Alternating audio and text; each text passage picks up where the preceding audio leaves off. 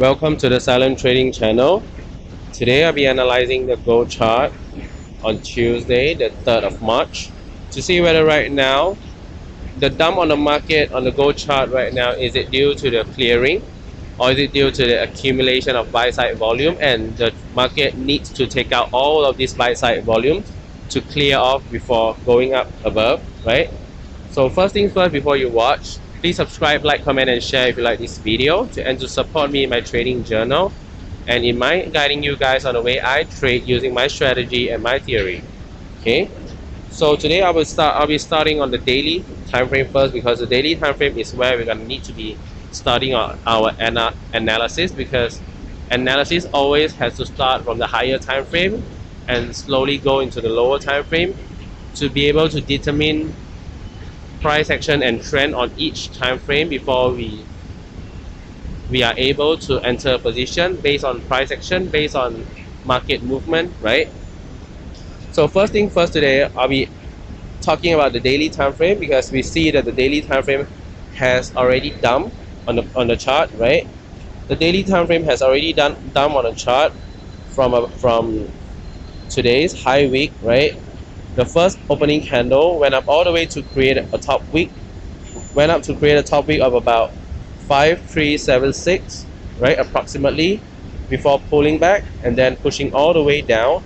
And this push down indicates that the market is accumulating buy side volume and also decides to accumulate more and more buy side volume before dumping down on the price to take out all buy side volume or taking out all buyers before the market then pull back, right? And now we need to be able to analyze and anticipate whether the price on the daily candle today, will it pull back and create a bullish price action, or will it push down and then break all of this support, because this push down once has already shown us that the chart or the market has already cleared off buy side volume once, right? And then pull back. If the market is pushing down further, which means the market is accumulating more buy side volume and then push down to clear off and take out more buy side volume or buyers, right? So at this moment on the daily candle, the thing we can do right now is we wait for the daily candle to do something before you buy tomorrow, but not now, because it has already dumped on the price and we cannot do anything that has happened already, right? We need to wait for support to be broken, resistance to be broken before we enter at a retracement, no matter at which part of the chart, right? So right now on the daily time frame, we are not going to be buying or selling. So we're going to be looking at the 4-hour candle. But wait a moment. Have you seen that I have drawn this line before, the monthly clearing zone, right? The monthly clearing zone or the monthly supply. Yeah. My version of supply is a week. So I draw this monthly clearing zone that the monthly candle may have a chance of pushing down all the way to clear off buy side volume and push down just to create a bottom wick before it pulls back up and push up above, right? So it has already happened as high as anticipated before this, and right now, if the chart start pulling back up and start pushing up above, it is a good thing. But if not, this pullback may indicate a pullback to clear off sell side volume before pushing down further. So we need to be able to understand and manage our portfolio accordingly to the risk involved, because it still has a chance of pushing down, right? Pushing down to push all the way down to 5,100, a 5,000 support, and then push down further, right? So right now the chart has already cleared itself, right? It is a mitigated point right now. So after mitigating the zone that it needs to be mitigated, the chart must pull back, the candle must pull back and then push up.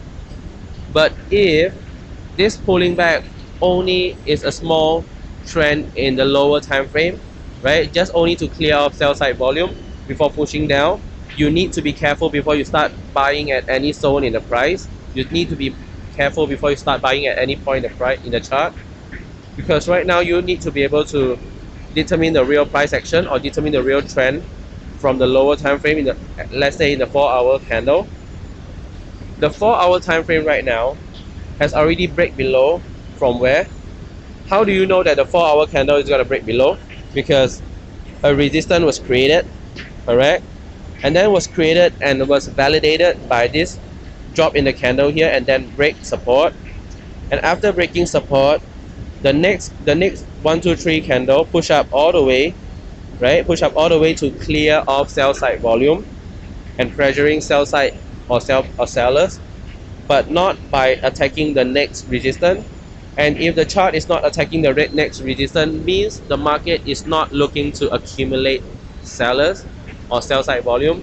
And if the market is not accumulating sell side volume, the market is looking to drop down. And as you can see, the next candle push down, break this support, and then the next candle retracement, creating a top wick, and then pulling back, and then push, and then dump on the price. So this is a point that I've been telling you guys. Wait for price action to be confirmed, right? Wait for price action to be confirmed, either by the chart breaking resistance or by the chart breaking support. And after the chart has broken support, the next candle retracement, be it on the sell side or the buy side, we can enter a position, right? So this red candle over here went down all the way to break this support. So when the next candle push up to create a top wick, this is where we are buying, right? Because this push up to create a top wick is what we call a retracement, and a retracement is where we are gonna buy, right? A retracement was always to clear off volume, but by not touching resistance, or retracement by not touching support, that is the way the chart is clearing off volume or taking out sell side or buy side volume, which means when the chart is retracing to take out buy sell side volume from over here, this is where we're going to be selling, right? So when the market takes out sellers, we are going to be selling because sellers are out of the market. So when the market takes out sellers, it is looking to drop. When the market takes out buyers, it is looking to push up further, right? So this point in the chart has already proven what I've told you guys in the past few videos, that we wait for the chart to reveal something to us, either by breaking support, either by breaking resistance, and then we enter a position on the next candle retracement, right? And the next candle retracement, it is only the next candle creating a top or bottom wick before we buy. If the next candle is creating a bottom wick after breaking resistance, we're going to be buying. If the next candle is creating a top wick after breaking support, we're going to be selling, right? So this is what proves that what I have told you guys is the truth, because I've been telling you guys for the past few videos that breaking support means dropping down further, breaking resistance means pushing up further, right? So an expansion always happens after a support is broken, a resistance is broken. But if not, an expansion is not gonna happen.